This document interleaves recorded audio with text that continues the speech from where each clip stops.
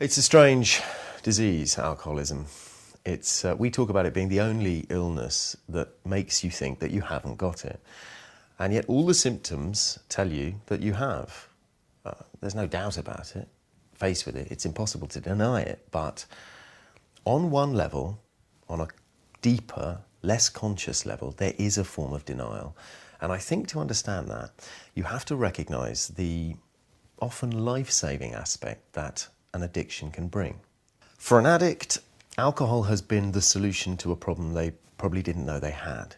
And on one level, it has been successful. However damaging it looks from the outside, internally it has been successful.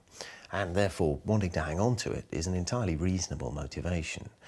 I can fully understand the lengths to which someone will go to protect the one thing that they believe is contingent on their ongoing well-being. We give them every opportunity to talk about the consequences of their drinking and also to listen to other people talking about their experiences. And I think that makes them realise they're not alone.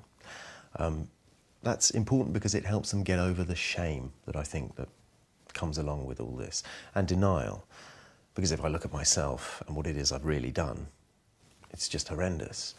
And I think in the early days of treatment, to hear other people who've been here a bit longer talking thoughtfully and sensitively about their experiences, it's a great help. People can identify with that and say, I can relate to that.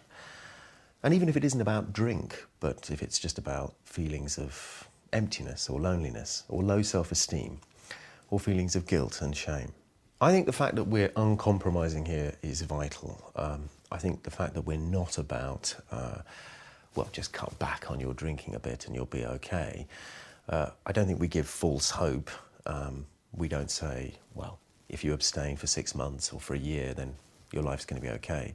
Our message is uncompromising, and it is that if alcohol is your problem, then abstinence is the only solution, and that means you cannot have a glass of wine.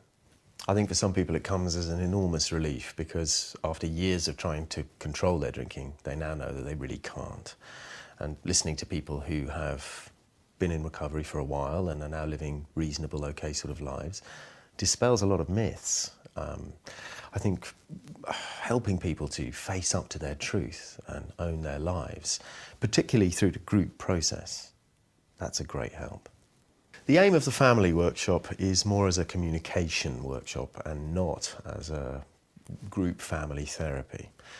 It's an opportunity for the client to invite parents, siblings, partners, boyfriends, girlfriends, fiancés, whoever they feel is important to work with them in their recovery. And now what the family don't often realise is that they're going to be asked to look at their own behaviour in relation to the client. And that doesn't mean you caused this or you're to blame in any way, but more to look at the family dynamic and see how that might have affected the person and brought them to become an alcoholic. People are allowed to say, no, I'm not happy with that behaviour, or this is what I want from you.